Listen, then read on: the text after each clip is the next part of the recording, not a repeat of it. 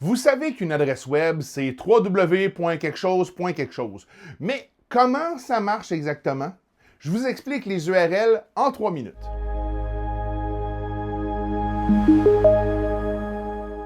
Tout ne se branche pas sur Internet de la même manière. Certaines applications comme les emails sont configurées une fois, puis on l'oublie parce que pour s'en servir, la configuration est statique.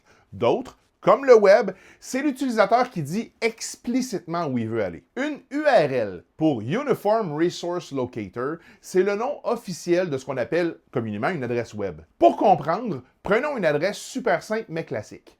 google.com/image. L'adresse réelle complète, c'est https://www.google.com/image. Dans la vraie vie, tout ça, c'est comme l'adresse postale d'un immeuble, mais pour la vie numérique. Si on découpe l'adresse, chaque morceau a un rôle très précis. https://, c'est le protocole, un code de politesse. Il indique à votre navigateur comment il doit parler au serveur. Il y a eu plein de standards plus ou moins désuets. FTP pour File Transfer Protocol, WS pour WebSocket, HTTP pour Hypertext Transfer Protocol, le protocole utilisé par le web. Le S dans HTTP, S veut dire sécurisé.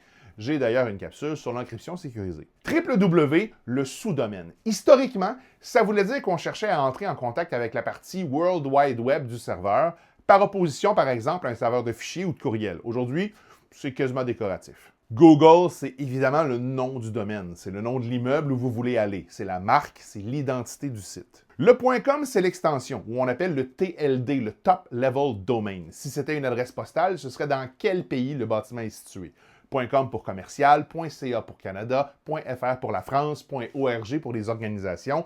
Chaque point quelque chose, c'est une entité différente qu'il gère. Et enfin, /image, le chemin. C'est la pièce spécifique ou le dossier à l'intérieur de l'immeuble. On ne veut pas juste entrer dans la bâtisse Google, on va aller spécifiquement dans le bureau des images. Une adresse web, ça se lit à l'envers jusqu'à la barre oblique, puis à l'endroit à partir de la barre oblique. Encore un exemple concret, si on reprend l'adresse google.com/image, pour situer le site, on cherche dans les .com. De là, on cherche Google. Ensuite, dans Google, on entre en contact avec la partie web et on indique qu'on veut communiquer avec le protocole HTTP sécurisé. Une fois qu'on a trouvé tout ça, on regarde de l'autre côté de la barre oblique et on cherche le département des images. Ce qui est de plus particulier pour un humain dans tout ça, c'est que quand vous tapez google.com dans la barre d'adresse, votre ordinateur, lui, il ne sait pas plus où aller par défaut. Votre navigateur ne comprend pas les mots Wikipédia, Facebook ou, pour les plus vieux d'entre nous, AltaVista. Il comprend que des chiffres, les adresses IP. Par exemple,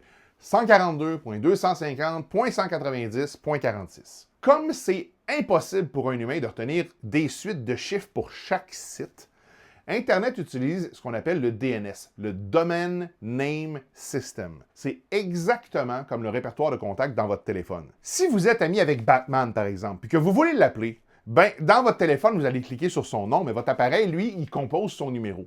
Le DNS fait exactement ça. Il traduit google.com en son adresse IP. Et pour votre information, pas obligé de le retenir, une adresse IP standard, c'est toujours un bouquet de 4 nombres entre 0 et 255. Alors, en cours, quand vous tapez une adresse web, votre navigateur demande au serveur DNS « Hey, c'est quoi le numéro de téléphone du site déjà? » Et le DNS répond avec l'adresse IP. Votre navigateur court frapper à la porte du serveur à l'autre bout du monde, le serveur ouvre la porte, prend la page web demandée et l'envoie sur votre écran. Maintenant, un peu plus avancé, mais je vous garde ça simple quand même. Par défaut, votre fournisseur Internet, Vidéotron, Bell, Orange, a son propre serveur DNS. Donc, quand vous voulez aller sur un site, votre ordinateur demande l'adresse IP au serveur DNS de votre fournisseur.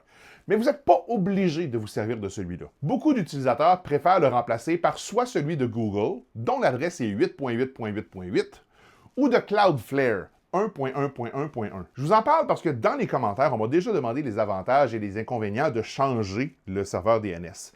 Ça sera à vous de décider si ça vous parle ou pas. Parmi les avantages, il y a la vitesse et la sécurité.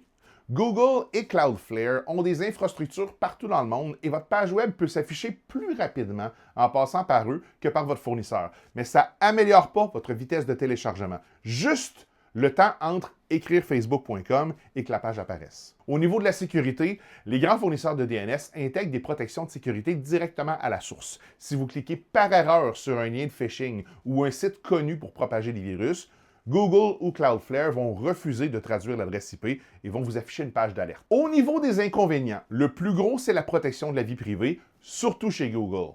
Cloudflare, de son côté, a basé son marketing sur le respect de la vie privée. Il s'engage à effacer tous les journaux de navigation, les logs, après 24 heures et jure de ne jamais vendre vos données à des fins publicitaires. Donc, à vous de voir à partir de là. Je ne vous indiquerai pas comment faire. La manière de changer les serveurs DNS de votre ordinateur, c'est facilement trouvable avec une simple recherche Google. Encore une fois, si vous avez appris quelque chose, aimez et partagez. Et en commentaire, s'il y a quelque chose de pas clair dans ce que j'ai écrit ou si vous avez une suggestion pour une prochaine capsule, n'hésitez pas à me le dire.